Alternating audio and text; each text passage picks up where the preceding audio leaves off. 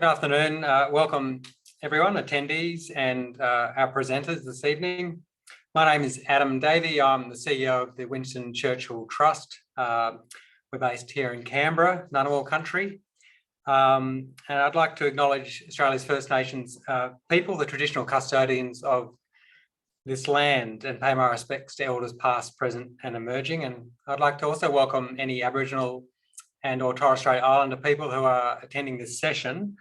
I'd like you to know we do have a strong cohort of First Nations Churchill Fellows, and we're building an active network. We've just released in partnership with IAPSIS a new Voices of Power podcast, and I think that's worth everyone tuning into if you get a chance. Tonight I'm going to begin this session by giving you an overview of what Churchill Fellowships are all about, how you apply and the things we're looking for. Just a little bit of housekeeping. You'll be able to submit questions via the Q&A function. You can do that at any time. We're going to leave them until the end, though, so that we can get through the presentations in a timely manner. So if you see a question the same as yours, you don't need to repeat it. We'll get to it. If you do miss your chance or you think of a question later, you can contact the Trust directly. You can call us. You can go through our website. And you could also attend another session if you want to. We're hoping to do some more social media sessions as well, maybe Facebook Live over the coming weeks. So plenty of opportunities to ask those questions you think of if you miss out on asking them tonight. So in particular, I would like to thank our two speakers, Desilee Tait and Gilmore. I'll introduce them soon, but I'll crack on to our presentation now. If I can get my slide to progress, here we go. So look, I'm often asked, and it's a really great question, where does the money come from these Churchill Fellowships?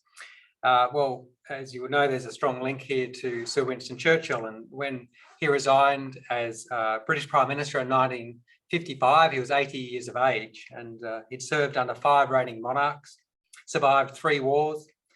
He'd been a writer, an historian, a journalist, an adventurer, a painter. He won the Nobel Prize for Literature in 1953. And so there was a widespread desire to honour Sir Winston and to capture the essence of his public service, his intellect and his humour for generations to come. He wasn't perfect, and you can read some insightful essays on our website that explore Churchill through a contemporary lens, but he was a man who readily believed that anything was possible if you put your mind to it, and that the greatest figures in history were those who made a contribution to public service and to their fellow countrymen. So when Prime Minister Menzies announced the news of Sir Winston's death to Australians in January 1965, he simultaneously announced the national fundraising event to establish the Winston Churchill Memorial Trust. And that fundraising event, which largely occurred on one day through a door knock appeal on 28th of February 1965, over 220,000 Australians were involved in that door knock appeal, with a strong support from the Return Services League, and more than £2.2 million was raised, including government and business contributions. So that's about $4 million in today's, kind of currency. So it remains one of the largest public fundraising efforts in our history. And that money's been carefully invested. Since then, we've had and still continue to get bequests. I'll talk about this later. We get some what we call sponsored fellowships, so people and organisations who sponsor Churchill Fellowships on particular topics. And so all of those things continue Churchill Fellowships as a perpetual legacy to Sir Winston, living on through our Churchill Fellows. Another good question people often ask is, what are the attributes of a Churchill Fellow? What does it take to be a Churchill Fellow? Well, anyone can effectively apply to be a Churchill Fellowship. There are some conditions I'll go through shortly, but invariably our Churchill Fellows are talented people. They all have the ability to give that little bit extra, to go the extra mile to achieve something that they're passionate about.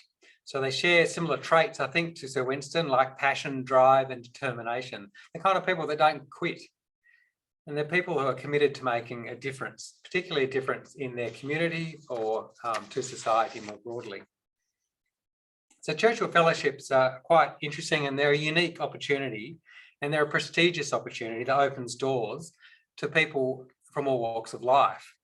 So as you'll see on the slides, it's not an academic scholarship. You don't need to have finished year 10 to apply for and be awarded a fellowship. That's not the focus of what a fellowship's about.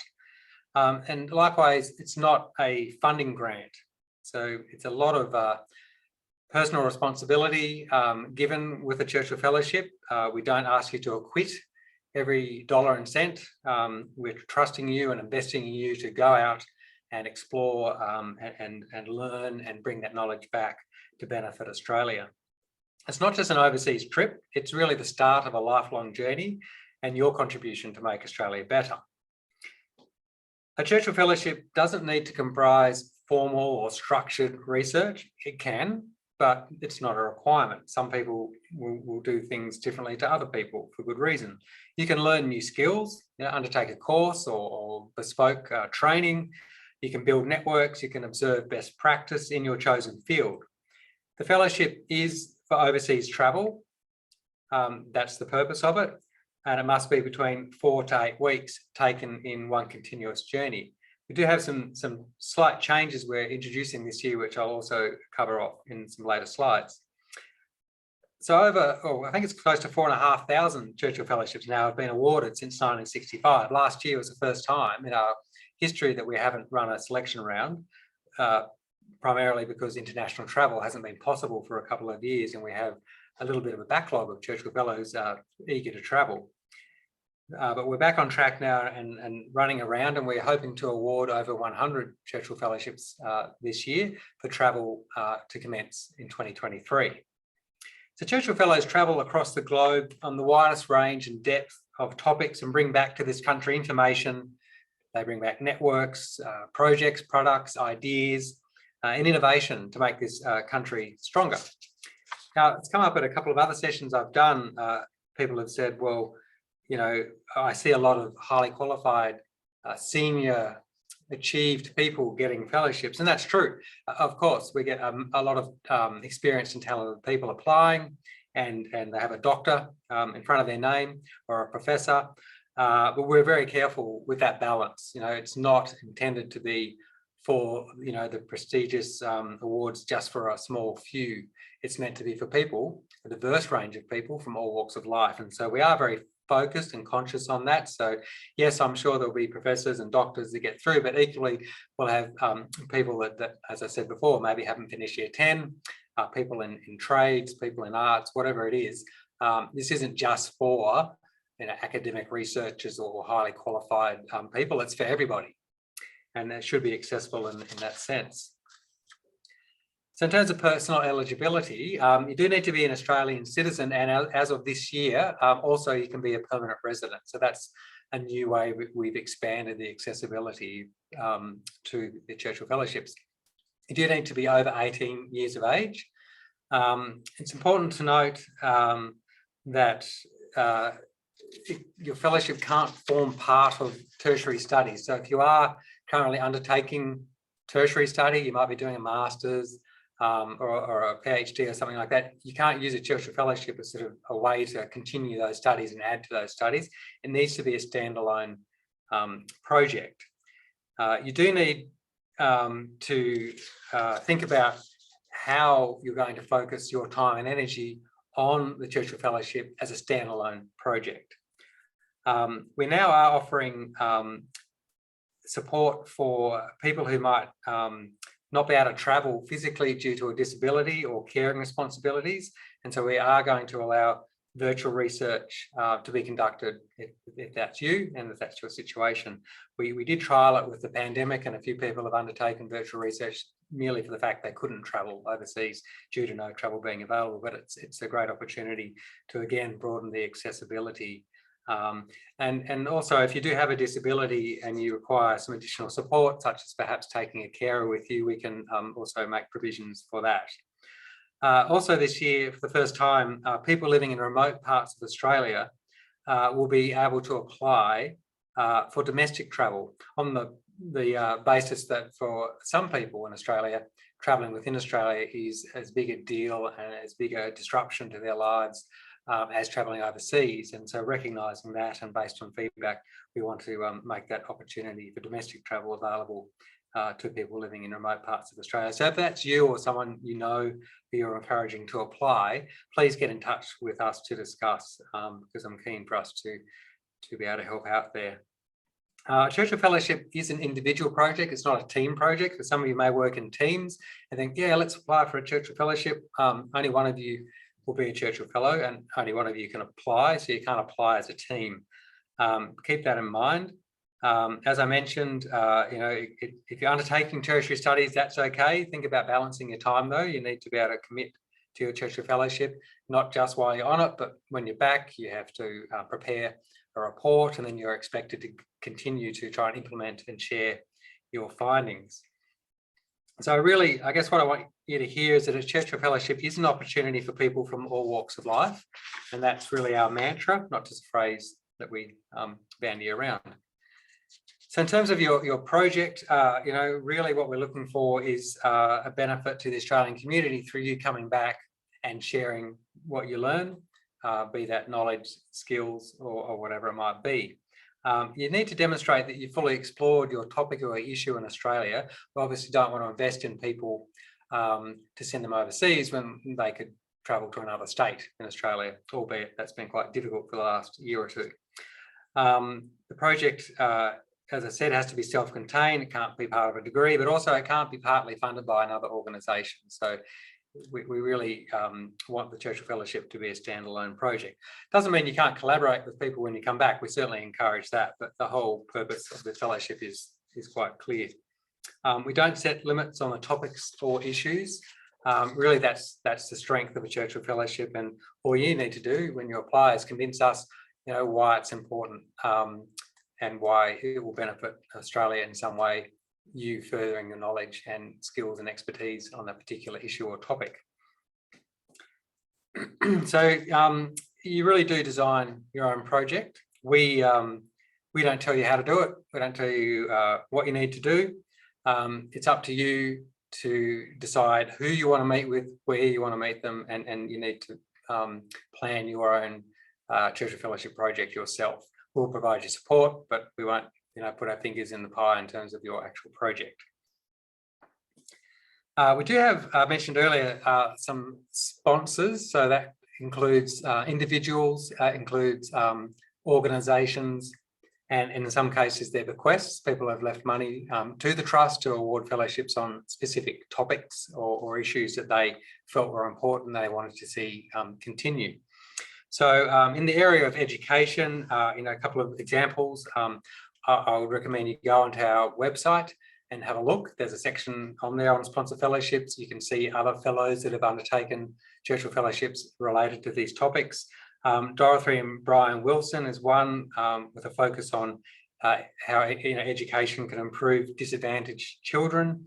Brian was one of the first Churchill Fellows we awarded in Australia, and he only passed away in recent years.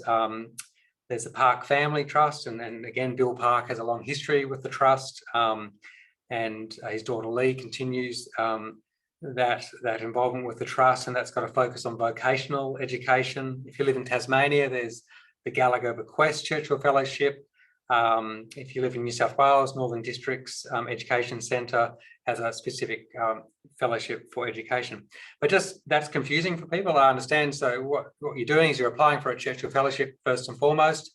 We have a bunch of sponsored Churchill Fellowships on different topics that you could be awarded. You can select in your application one of those you'd like to be considered for. That doesn't mean you won't be considered for a general fellowship. It just means we will also consider you for a sponsored fellowship. But don't fret on that. If you don't tick the box for a sponsored fellowship and we can see that you're a very good fit, we may still consider you for that sponsored fellowship. So at the end of the day, it's great to know that there's strong support for educational related topics and Churchill Fellowships. Your job is really just to focus on your application. Don't get too caught up on the sponsored aspect of it. We can sort that out. So in terms of applying, in terms of your itinerary, that's an important bit I should cover off. When you apply, we don't expect you to have already spoken with people and organisations and sort of locked in that you're coming and dates and those sorts of things. But what we do expect you to do is to have a clear picture, and in your application form, you'll set out, I want to go to the US, to this city, to meet with this person or this organisation. I expect, to spend 5 days there or a week there. Then I want to go to Canada, to this city, to meet with these people, and I expect to spend this much time there. I want to, observe their practices or undertake a course, whatever it might be. You set it out at that level. Then if you get an interview, you'll be asked questions about, well, tell us more about what you're going to do there, what you expect to find. In some cases, you might say, look, I'm not quite sure what I'll find, but I'll know when I get there. If you're then awarded a Churchill Fellowship, we'll ask for a more detailed itinerary, and that'll all be approved before you can travel. We use Smart Traveller as our guide, as you'd expect. The Churchill Fellowships come with insurance that we provide. Currently, we do have insurance that covers people if they contract COVID while they're overseas.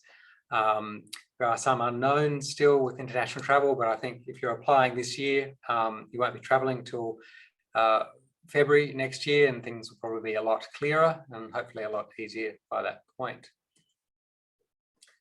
Just on COVID, as I said, we do provide insurance.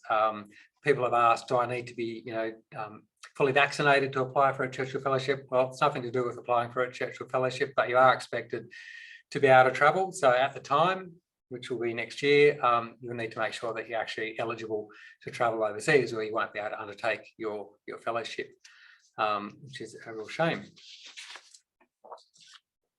So in terms of the selection process, some of the larger states, such as New South Wales and Victoria, will have a two-stage process. We've got panels made up or comprising people from different industries and sectors who will help shortlist, and they will do interviews.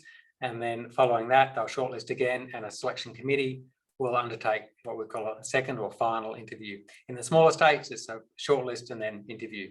So all of our selection committees are drawn from people with different backgrounds and different experiences.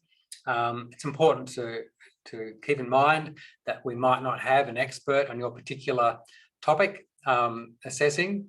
So you need to not use jargon, explain clearly what it is that you're wanting to do.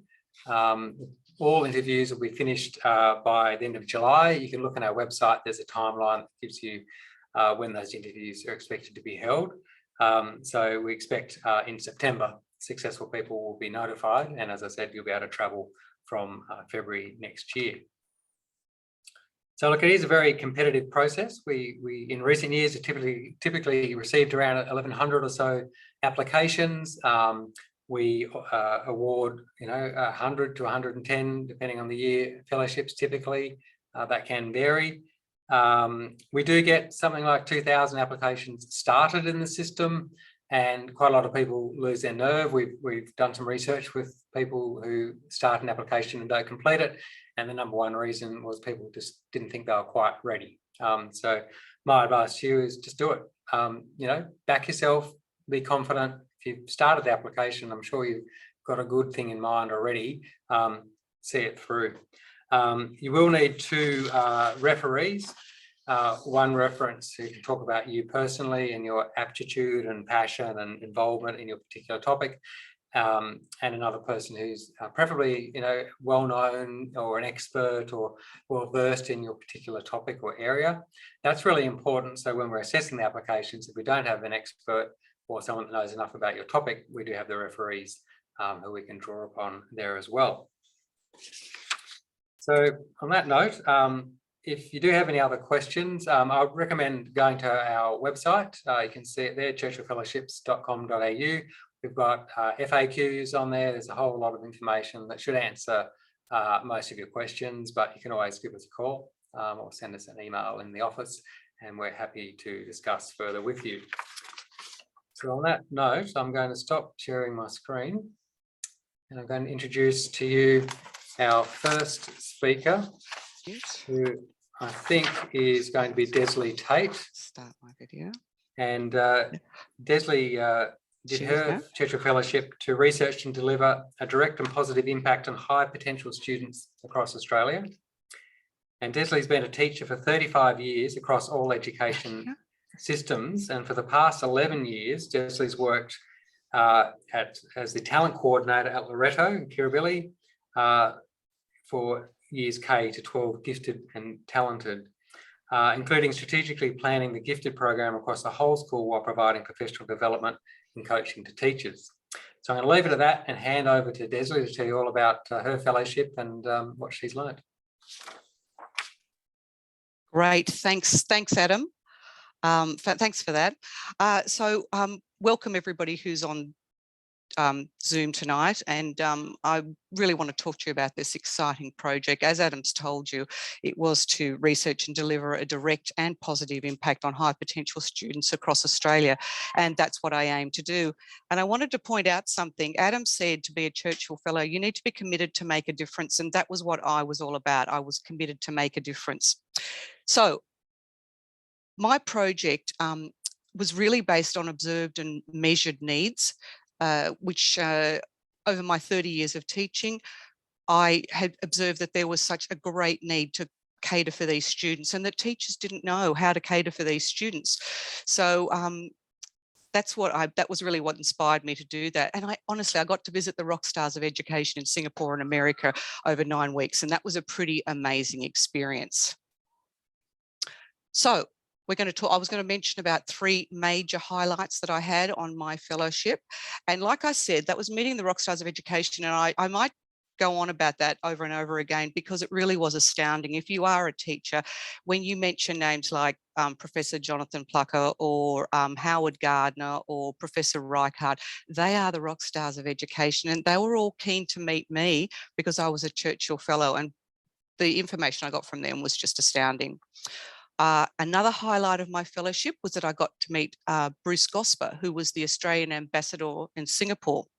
Now, Mr. Gosper asked me, he had been looking at the Churchill Fellows. He regularly looks at the Fellows, and he asked me to come and visit him and have afternoon tea with him at the Australian Embassy when I was over in Singapore. He wanted me to meet a few people. They happened to be the 2 women in the photo down the bottom there, which was Dr. Leckme and Professor Myra at Nanyang University, and he arranged for me to go and visit them. That wasn't part of my fellowship. That was just one of those amazing things that happened. So after meeting Bruce Gosper and having afternoon tea with him and talking about my fellowship, I was off to Nanyang University to have a look at these women's fantastic work. So I also got to work, really highlight was to work with Dr. Lauren Childs, who was from Oakland County in Michigan, and she was in charge of 150 schools in that area. It's mind-blowing to think of 150 schools, but I got to work with Lauren and see what was happening in their schools, and that was just really amazing highlight. And I ended up having dinner with her on Duck Lake, and that's the picture of Lauren and myself on Duck Lake enjoying ourselves after a couple of days' work. Lots of surprising things happened to me on my trip. It was just a surprise after a surprise every day. Everybody was so welcoming, and I got invited to so many places that I had never planned to go to. Really surprising to me was being in Detroit, and that's where I was meant to be working with Professor Ron Reichardt, who's the gentleman on the right-hand side of the screen there. And he is in charge of Project Zero at Harvard University, and Professor Reichardt was just coming to Detroit to visit a couple of schools through Lauren Childs, the person I was mentioning before. And as it turned out, on the day, Lauren got called away, and she left me with Professor Ron Reichardt. And I spent the next 3 days driving around Michigan with Ron Reichardt in a car. I was his driver. And I also got to take him into every one of the schools he visited, which we visited so many amazing schools in and around Detroit. And I had to introduce him to all the staff, and it was fantastic. And then in the meantime, I got a lot of PD sitting in the car driving around Detroit with Ron Reichardt. So that was completely unplanned, and I was very lucky to get that. The other thing that was the biggest surprise for me was my major change in my focus. I left Australia wanting to find strategies to cater for the gifted and the high potential student. And I was thinking about all of the tools that we use as teachers, and I wanted to see how they were used. Just prior to me getting my Churchill Fellowship, I also graduated as a coach through Growth Coaching International in Australia. And it was incredible as I traveled around the world, and as I traveled from the East Coast to the West Coast of the States, every school had a formalized coaching program for their teachers. Some of them had them for their students, but most of the schools had them for their teachers. And that was the way they were raising marks and helping to cater for these gifted, high potential students. So I got to meet a lot of coaches and a lot of senior coaches and learned a lot from them. And when I came home, I had completely changed the way I thought about how I wanted to help these gifted students. So since I've been back in Australia, I've learned a lot, not just from a fellowship, but I've learned a lot. But the number one thing for me is the fact that I need to keep advocating for these students, and we all need to keep advocating for them. So that's a very important thing. I've also learned that professional development is crucial. We have so many teachers, experienced and young teachers, who need to be professionally developed in this area. If we want to see change, we need professional development, and it doesn't always need to be expensive or costly. It can be online. There are many ways, or you can actually use experts within your own school to lead this professional development. And the other thing I learned while I was there, but it's just been completely, I completely believe now that coaching is the leading method to support teachers for catering for these high potential students. You can see me in that photo there with Professor Jonathan Plucker. He's at Johns Hopkins University, and maybe a lot of you out there know him. He's the world leader in creativity. So I had been networking with Jonathan for years, and when I arrived there, I was really only meant to spend one day with him, and 5 days later I left, and Jonathan just invited me to shadow him for the 5 days through all his meetings and all his faculty meetings and all his work with his university students, and it was just an extraordinary experience to be with Jonathan. I'm really grateful to him for the experience he gave me. Once again, an unplanned benefit of my fellowship. What's the Churchill Fellowship done for the high potential students? Well, I hope my Churchill Fellowship has given me an opportunity to share my knowledge on many platforms, whether it be amongst private schools, public schools, sharing at conferences. I'm always sharing this information. So I'm hoping that because I'm a Churchill Fellow now, it gives me many more opportunities to share my knowledge. I hope it's raised the profile of these high potential students in the education field, and I hope to continue to raise their profile so that we cater for them. And I'm really committed to raising awareness of the crucial importance for the continuous professional development for new teachers and experienced teachers. The best thing about my Churchill Fellowship, well, I wouldn't be telling the truth if I didn't say it was the travel. The travel was unbelievable. I had 8 weeks traveling across the States and through Singapore, seeing incredible places. You get time off. The Churchill Fellowship encourages you to take weekends off and go and travel around the cities that you're in. So that was amazing. I got to see places. I went to the Indianapolis 500. Who gets a chance to go and do that? So it was amazing. I made loads of contacts who I'm still in contact with now on a regular basis, and they do presentations for me and support me in my work. Being a Churchill Fellows allowed me to raise the profile of my project. And one of the best things about being a Churchill Fellow has also been becoming part of the Churchill Committee, the New South Wales Committee. So I'm in New South Wales and I'm part of the committee there, and those people are amazing people on the committee and great sounding boards for any other further projects that I have to, that I'd like to implement. How did I prepare? A bit like, I think Adam's covered that, but I designed my project. I looked for advocates, and that took me quite some time. I decided on my itinerary. I applied. I had my first interview, and then I had my first interview, and then halt there. I didn't get past the first interview first time around. So if you've got a quality of a Churchill Fellow, it's perseverance, because I had to go through the process twice. I've spoken to people who've gone through it 6 times because they're so desperate. They really want to get the fellowship because they're really keen. So you need to go through that whole process. And then your final thing is an interview at the Hilton boardroom in the city. And that's a pretty exciting event to go to. You can't do this on your own. You need a village of mentors. And these are just some of the people. My principal at my school, Mrs. Ada Dickinson, was my greatest advocate. And I had all these other people up there who were supporting me the whole way through. And you certainly need these people helping you. And on top of that, my family was my biggest advocate, and I need to thank them. To be a successful fellow, the amount of time is up to you really that you want to put into it. You need to do quite a bit of work leading up the process of applying for it. Your travel is, as Adam said, 4 to 8 weeks. And on your return to Australia, it's as much time as you want to put into it. I attend the committee meeting once a month for an hour on a Monday night. It's all done via Zoom, so that's helpful. I take any opportunity I can to speak at any event to share my fellowship. So that's it. I know I've been told it's a hard stop for 10 minutes and I've just reached that time. So look, I might finish up, but just to say, look, you know, give it a go, do it. I'm happy to answer any questions, or, you know, I'm sure the foundation will share my email. I'm happy to answer any questions. It is, as Adam said, it has been a life-changing experience for me. So thank you to the Churchill Foundation as well. Great, thanks very much, Desilee. And I think there'll be an opportunity to answer some questions at the end. So to keep the show rolling, I'm going to now introduce Megan Gilmore. Megan's Churchill Fellowship project was to investigate education system models for maintaining school connection for seriously sick children. Megan's a CEO and co-founder of Missing School and Robots for Good. Megan has a Bachelor of Social Science and a Master's in International and Community Development. Her career started on a government minister's staff. It's not a handy sort of background to have, isn't it? And she later spearheaded multi-million-dollar social and economic development initiatives across 24 countries.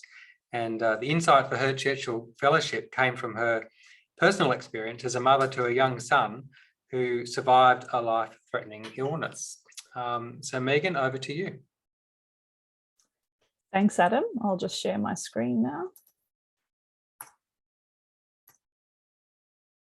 That's coming up okay? Yep. Great. Thank you.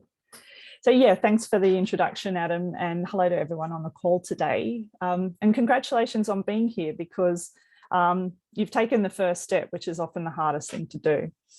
So it's a real honour to be here and share a bit about my Churchill Fellowship experience with you as potential applicants. If I meet my brief today, you'll feel more supported in considering this life-changing opportunity and be encouraged and brave to have a go. I was awarded my Churchill Fellowship in 2016 to study models of care or enabling seriously sick kids to maintain their education connections. And it has been life-changing. Let's click over. So in 2017, I travelled to Finland, Sweden, the Netherlands, Belgium, the United Kingdom and Canada. I travelled for 7 weeks and I set the sequence of my travel to catch each country before it entered the European and North American summer school holidays. So a bit of planning and thinking in advance there. And I chose these countries because they each had examples of good practice in school support for sick children. 2 of the countries, the Netherlands and Belgium, were demonstrating at scale use of real-time technology to connect sick children to their classrooms from hospital and home. And this was my interest. So what I was looking at was I wanted to underpin my interest in the technology by learning about the laws in these countries for these students, the cultural principles that were driving those laws, and any specific education system policies that were supporting sick children with their academic and social connections. I was interested in what standards were in place and how the problem was being measured and managed, and then that management of processes and guidelines actually in schools. And I wanted to showcase the possibilities of these things here in Australia. I was especially interested in the fundamentals. So what technology would cause changes in the things I've mentioned. And let's think about this. This was 2017. I was talking about social connection and the problem with isolation for these students. And what do you do when a student can't be in a classroom, physically in a classroom due to a health crisis? Sound familiar? So in 2017, Skype and Zoom technology was relatively new, and I wanted something more. And I needed to know how to do this, not just what. So how to implement and how to get the change. Now, this is a really important point about a Churchill Fellowship. It's practical, and what you learn is real world actionable. So here we are, my 3 major highlights from my fellowship. It goes without saying that the people I met were the absolute highlight. Generous humanity and invested in progress. And they've become ongoing contacts and helped me out in numerous ways since. And of course, the travel was fantastic. It was really an exciting time for me for many reasons, and you'll learn a little bit more in a minute. So I found that the challenge was much the same in each country, and this might sound odd, but that was a highlight for me because there were many excellent things happening, but there wasn't a single country that had it down pat. And so I wondered, well, what if I could position Australia to be the best in the world at this? And so I kind of made that my mission, being able to stitch all those different findings together. So I started to find the patterns in the things I was learning, and I created a bit of a governance framework to capture the best bits from every location I traveled to and every meeting I had, not just the different countries, but the variation within countries. And it ended up creating a map for me that I've implemented since. The third thing is that I got to pitch my idea, a world first at the time, for a national telepresence robot pilot across Australia to connect sick children to their classrooms. Before I left Australia, I'd submitted a grant application. All serendipitous, it just so happened that the very day that I needed to pitch this idea back to Australia, I had been able to sit down with people in the Netherlands and drill them for every question that I had to help me with my presentation at 2 a.m. in the morning to meet an Australian timeframe. And so it was pitched by Zoom as well. So that was super interesting and exciting. So highlights, surprise achievements. The biggest surprise was that I won that pitch and got $600,000 to implement this service in Australia. So here it was my dream unfolding, and my Churchill Fellowship was instrumental in this. It provided me with not just the insights, but the inspiration and the credibility to transform that dream into a reality. Because once you put a child in the classroom, the school knows what to do. And so the technology has been amazing. I can't highlight enough how life-changing it has been. What my Churchill Fellowship has led to since I stepped off that plane, so in 2017. An estimated 4,200 classmates have been reconnected through the deployment of over 140 robots. Over 400 teachers have been trained in their use, and more than 1,400 teachers have been observing this. And the number of ultimate beneficiaries, including families and school communities, has been over 6,000 people, modelling innovative inclusion. And, you know, we've had many people comment on the fact that we were doing this pre-COVID. It was quite prescient. And so I've also gone on to achieve a Policy Impact Fellowship with the Trust, and I've now started a business that uses robots in new models of care, in education, in aged care, in health, in disability and workplace settings. And I'm now about to bring a robot to Australia, which uses UV light to kill COVID and make our public spaces safer. So you can see how many things have happened. So back to the change from my Churchill Fellowship itself. We generated hundreds and hundreds of media articles on this to raise awareness, and we've engaged every state and territory, all school systems across Australia, and we've worked with every education system and had thousands of interactions. And this has had flow-on effects for health practitioners and researchers. It's triggered changes in policy and practice. Other people, or people in other countries, I should say, have been following along as well. And personally, I've done things I never imagined doing. A TEDx talk, which now has over 200,000 views. I've won awards for this work. And of course, the highlight is being selected for that Policy Impact Fellowship, because that was always my end game. And 11 of us fellows were supported by the Churchill Trust and the University of Queensland to develop our papers, launch them at Parliament House, to get the change that we really wanted to see in Australia. And so I think what I want to say here is just that even using that Policy Impact Fellowship as an example, it's just one of a number of supplementary opportunities that the foundation offers, or the trust offers, through a selection process or other opportunities to Churchill Fellows, and post the fellowship itself. So it's truly a gift that goes on and keeps on giving.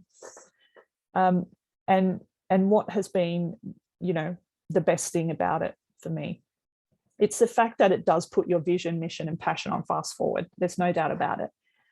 It's about putting your ideas insights into action and having the chops to do it, because you've done that research, that study, and got that backing. And it, as I said, it adds to your credibility. It carries the gravitas of a great name. It adds reputational value to what you're doing, and it unlocks opportunities, just so many opportunities. I asked a current fellow when I first got my fellowship what was the best thing about it for them, and they answered that it will open doors everywhere, all around the world, and it really does.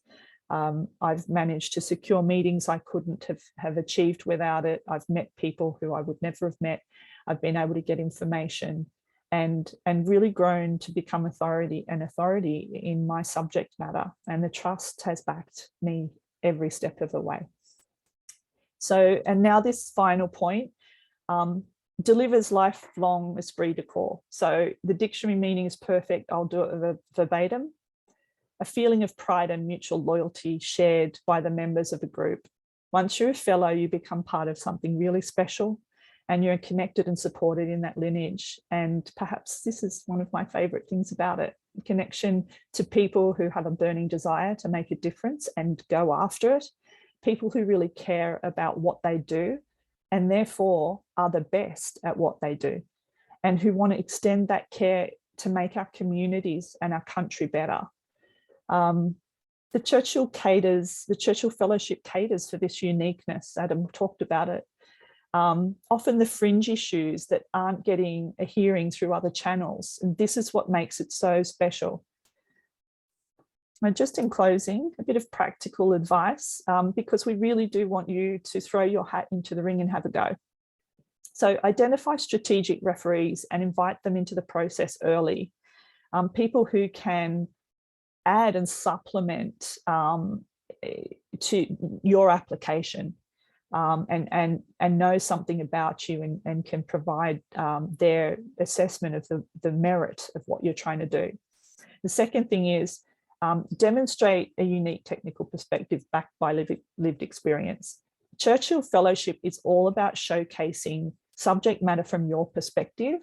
While it expresses a need in our community, it's your unique perspective and passion that provides the platform. Be bold, bring your voice to it. It's passion that drives the Churchill Fellowship, and difference matters. Be yourself. Because there's no one else in the world who can do exactly what you can do the way that you can do it. So don't pitch for the middle ground. There's enough competition there. Bring your difference. And finally, extraordinary opportunities and results need extraordinary time commitment. I hope we cover this point off in a bit more detail in the Q&A, but I'll leave you with this takeaway. Think of a Churchill Fellowship as being a Churchill Fellow, rather than doing a fellowship. If you see it that way, the time that you invest is an investment in yourself and your mission, and the rewards will match the investment that you make. So in closing, a Churchill Fellowship is for everyday people doing extraordinary things, as Adam said, back yourself and have a go. Thank you. Okay, fantastic. And where's my camera gone? Here it comes. Thank you, Megan. And thank you also again to Desilee. Look, I'm really pleased to see we've still got like 116 people on staying on. So you've captured people's attention and imaginations. And I'm sure that everyone watching and listening to Desilee and Megan picked up on that little ingredient there, which is passion for what they do. You can tell that they love what they're doing and they're really committed to it. And that is probably one of the things that is a secret, application and interview tip. If you're not really passionate about your application and the topic and what you want to do, you're probably not going to be successful because it's very competitive and you'll be up against a whole bunch of people that are really passionate. And you can tell when you're sitting there in an interview, if someone really, really wants to research their topic more and make a difference versus someone that just thought it sounded like a good idea and they might have a crack. So that's probably my most important tip for everyone. So we did have a good lot of questions here, and I'm going to quickly work through them, and Desilee and Megan, a couple there for you as well. I'll try and cover off the basics. So someone has asked, can it be longer than 8 weeks at your own expense for the extra time? Well, look, I think the answer is yes, absolutely. I would say, don't aim too high, but yes, you can also extend your travel to turn it into a holiday at the end if you want. It might sound a bit weird, but at the end of the day, you're overseas, maybe you didn't take your family, you might say, look, I'm going to do all my fellowship, get out of the way, and why don't you meet me, in country X, and we'll have a bit of a extra holiday. You're already there. That's fine too. So that's okay as well. You pay for your family to join you. Some people take their family along the fellowship with them because they think that's really helpful and handy as well. And if you cover those costs, you can clearly share accommodation. So there's some savings there. That's fine as well. And other people much prefer to go by themselves. So that's a personal thing. Can an additional support person assist your travel at their own cost? Yes, and that's a really good question. I didn't mention earlier. So one example that I think was really valuable is a 2017 Churchill Fellow who was researching Indigenous cultural burning techniques, works for a rural fire agency. His organisation actually paid for an Indigenous colleague to attend or follow him on the Churchill Fellowship, and that was really beneficial in terms of meeting other Indigenous people around the world, and also on his return. They really worked together very well as a team, and I think that was a good example where an organisation supported their employee who's doing a Churchill Fellowship in a really constructive way. If you need a carer because you have a disability, we can cover the costs of your carer, or some of the costs for your carer attending with you as well. And I think that's important in terms of removing potential barriers. Claire's asked if there's an equal number of fellowships in each state and territory. No, there's not. They are, yes, distributed, I guess, kind of on a pro rata basis. So we start out with, I guess, a population-based distribution. And then from there, we have those sponsored fellowships that I mentioned. And they kind of, unless they're state specific, they'll fall anywhere. So they could go to any state. So quite often we see the ACT, which by right should only really get 4 fellowships. That's the minimum number for any state. Quite often you'll see the ACT getting 6, maybe 8 some years, because they have a high quality field of applicants who also have projects that align well with sponsored fellowships. So it can vary a bit there. So, pretty much in Victoria and New South Wales, you might see, mid-20s, 20, 25, 27, something like that. So they're the bigger states. Western Australia might get 16, sometimes 18. It really does vary a bit. You can go to our website though, and you can search by year and state. You can really have a good look and see what that looks like. But you are interviewed in the state in which you reside. So that's important to note as well. Here's a question perhaps for Megan and Desilee. How did you win the interview? Any tips or strategies? Can I say something? Look, I know we're short of time, so I'll just say one thing. I was given advice, as I said before, I had to apply twice for the Churchill Fellowship and go through it for over a couple of years.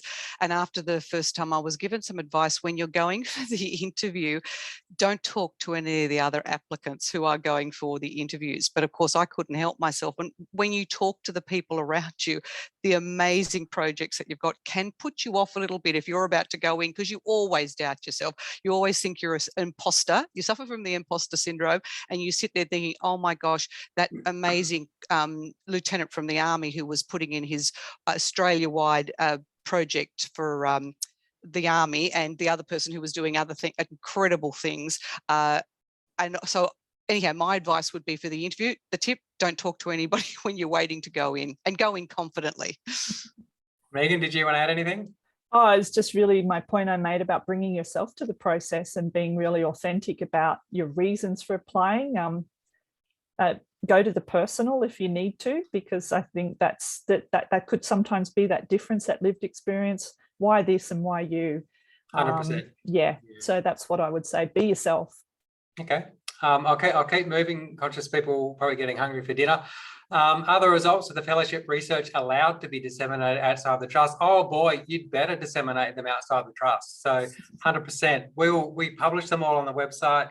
I think Megan mentioned we offer some more assistance once you come back, financial assistance to disseminate your findings. We want you to get out there and share them. So 100%, that's the whole point. So it's a good question, and the answer is yes, please.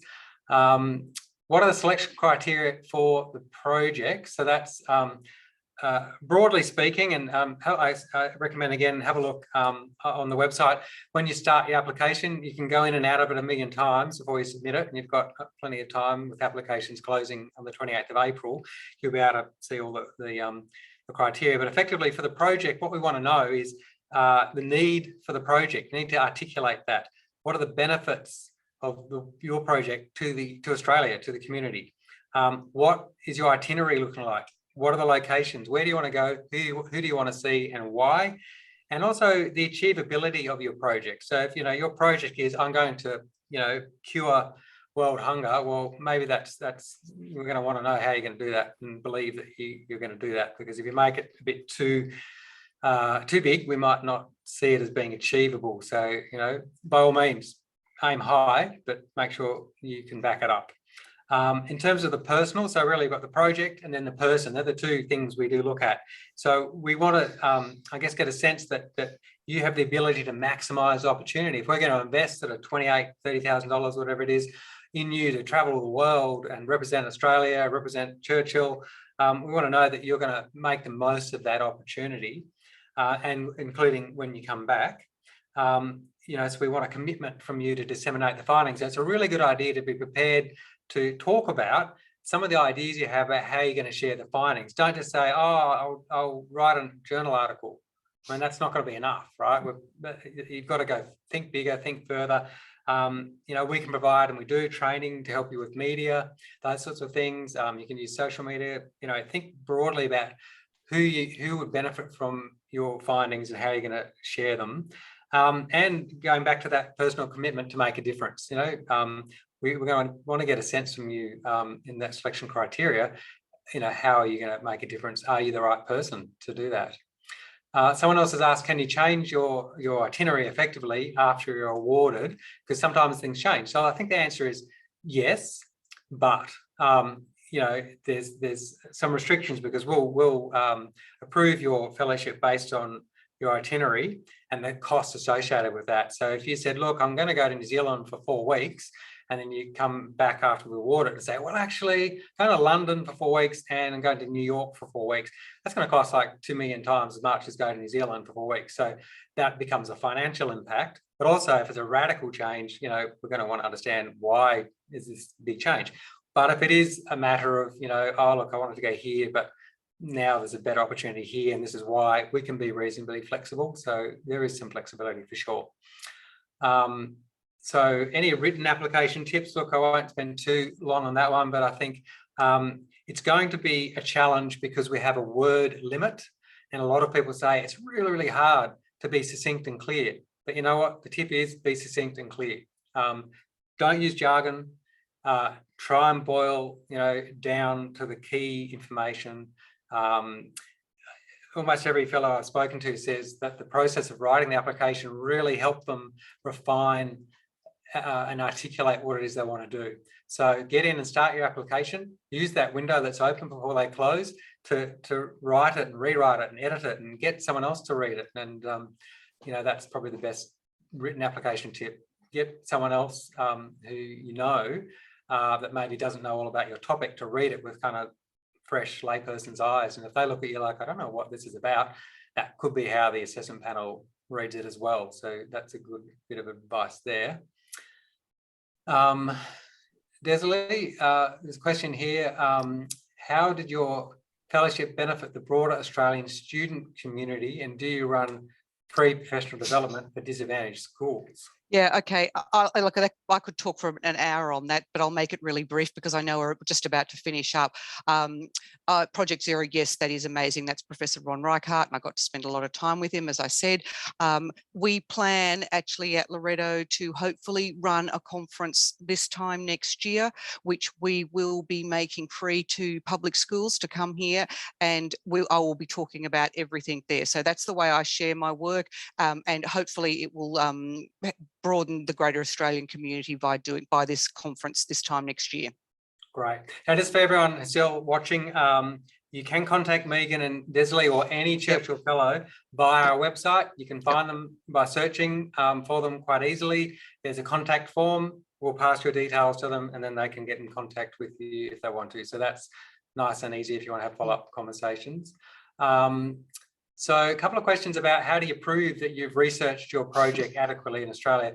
Look, I think just a couple of things there. I don't like the term exhausted. We sometimes use that, you've exhausted all avenues. Well, I guess that's a pretty big ask, but we do want to know that you have adequately understood and researched your particular topic in Australia.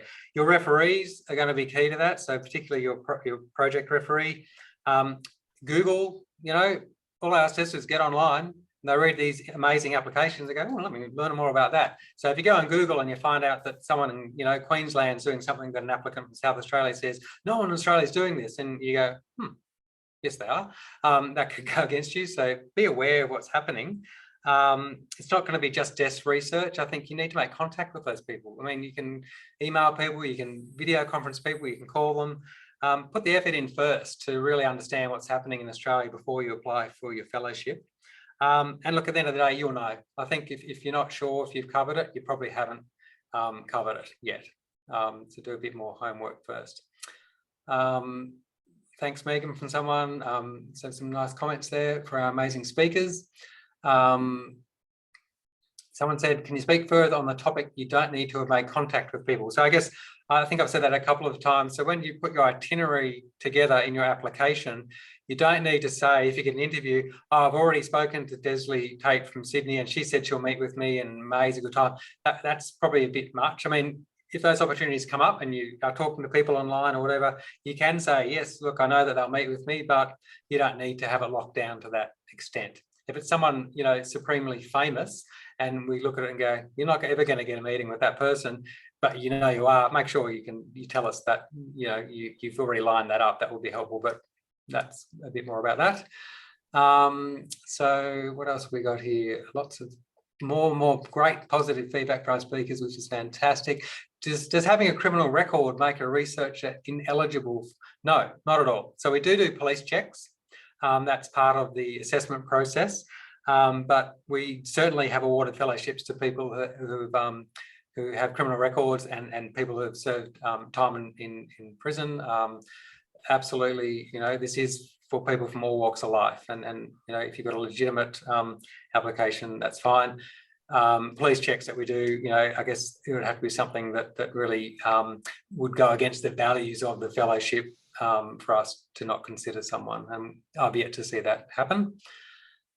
What is the average fellowship grant offered? So I'm just going to go back to my original comments, please. It's not a grant. This is not a grant. It's very different to a grant. It's a mindset change that you need there. It's not a grant. We don't ask you to quit it. This is the Churchill Fellowship, so just get your head around that a bit would be my advice first. It varies from year to year. I think the last time we offered them, the average value was around $28,000, and that includes the airfares that you book through a central agency that we have.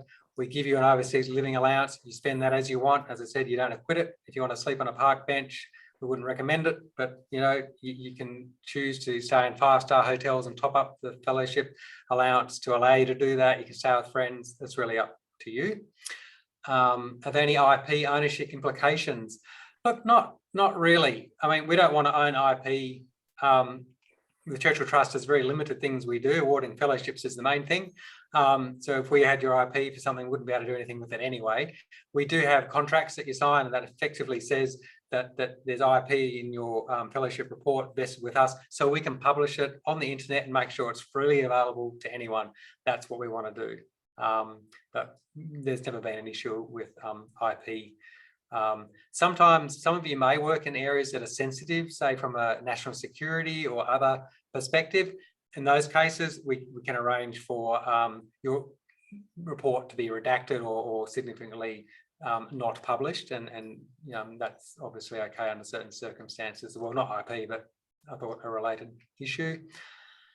Can you cover a few topics in one application? Well, good luck with that if you think you can fit that into the application form. I think probably having one clear focus, that's probably another tip for writing your application. Don't try and spread your ideas too thin, because it will probably look like we're not sure if this person knows what they want to do their fellowship on. And that will go against you, because everyone's going to have a very laser-like focus on what it is they want to achieve. So on your return, does the Churchill Fellowship team have an itinerary speaking events? No. So that, again, this is up to you. We do a range of events, and for Churchill Fellowships, you come back and get a medallion and you talk about what you did. But in terms of industry events and things, typically it's up to you to do that. We can, as I said, give you some support financially, maybe to get an airfare, to get to a conference you're going to present out of something like that. Some of our partners and sponsors might, like for example, the National Farmers Federation has a partnership with us where recipients of the fellowship linked to that are expected to come back and present, or Hort Innovation at their national conferences. So some, but we don't really have a sort of speakers bank of events at all, but that is something that we are happy to support you with. Can it be used for domestic travel in order to assist building a national strategy? No, not really. So it's really international travel. Unless you live in a remote part of Australia, we will be offering domestic travel, but not really. I reside in Victoria, but my research is based on your traditional homelands in Queensland. It's not an issue. It's benefiting Australia. But if you reside in Victoria, you will have to be interviewed in Victoria. Does your workplace need to approve your application? No, and potentially yes. That depends on your workplace. So there are some workplaces, for example, some state police, for example, are quite firm in terms of what they allow their employees to do and not do, and all those sorts of things. So I guess it depends on your employer, but typically nothing to do with your employer from our perspective. From your perspective, if you're thinking, oh, my employer might give me paid leave to do this because they can see the benefit, then I'd suggest having a chat to them and sort of understanding what their support might be ahead of applying.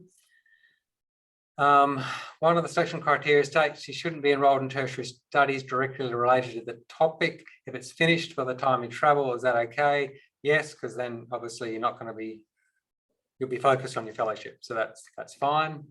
Final decisions will be announced in September this year. Can your topic benefit non-Australian students studying in Australia? Yeah, absolutely. That's benefiting Australia's community more broadly. Do past fellows review applications and help as mentors? They can. So in each state and territory, there's a Churchill Fellows Association, and I think Desilee mentioned she's involved in the New South Wales one.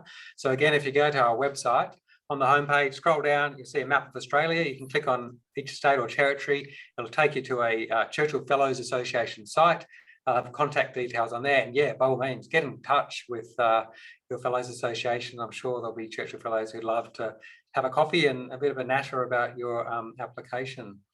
Can my project be similar to my PhD but not be part of it? Interesting. I guess, but if you're in the middle of doing a PhD, my question is going to be, how are you going to find time to do a Churchill Fellowship? Because, you know, that's pretty busy work doing a PhD. So keep that in mind as well. Perhaps, you know, think about timing. Is the application assessed purely on its merit, or the associated costs would impact as well? Look, costs are generally constrained by the fact it's 4 to 8 weeks. Most people end up with an around the world air ticket, so that's not a huge cost because it just winds up being, you know, about the same for everyone. So it's, yeah, merit would be what I would say it's driven by. Is it a disadvantage if your project referee is international? Like, I don't think it's necessarily a disadvantage. You know, as you point out in your question, they can comment on the global need, but may not be based in Australia. Look, I think that's okay. It'll probably be important, though, that they can comment on the need in Australia. So that would obviously be quite crucial, but they don't have to be an Australian residing referee necessarily. And I've got one more question here. Can your topic benefit Australian foreign relations with an Australian-based and supported project offshore? It's getting quite specific, these questions. Look, I think if it's a benefit to Australia, and that includes things like international relations, trade, commerce, whatever it might be, you know, sure, you know, that sounds fine. It's a bit hard not knowing all the details of that, but I think as long as you can clearly see there's a benefit to Australia through you furthering your knowledge of a particular topic, then that's fine. So sorry, racing through that. Oh, there's still more coming. I'll call this the last two. What's the average number of destinations? Well, I think the average length of a fellowship seems to be around 6.2 weeks. Not that I've ever looked at that. And the average number of destinations, look, it does vary. So it depends whether you mean countries or places within countries. So the average is probably fairly meaningless in that regard. But my advice here is don't design an itinerary that sees you touching down in one country, meeting with people, jumping on a plane, going to another country, meeting with people. Like, you know, we'll look at it and go, you're going to be fatigued after 1 week, you know, so allow yourself time. I think Megan pointed out, we're very happy for you to have weekends, to be a tourist, to imbibe in the culture, the whole experience. Don't make it rushed. It's not a race. Like, we want you to get the most out of it. And if you're thinking, gee, I've got 8 countries, but how am I going to do that? Maybe just pick 5 and think I'll do them really well. And that's okay. That's it. Thank you for answering all the questions. Excellent. And sorry, I did race through them, but I'm conscious of time. So thanks again to Megan and Desilee. And thank you everyone who's stayed on. Good luck if you apply.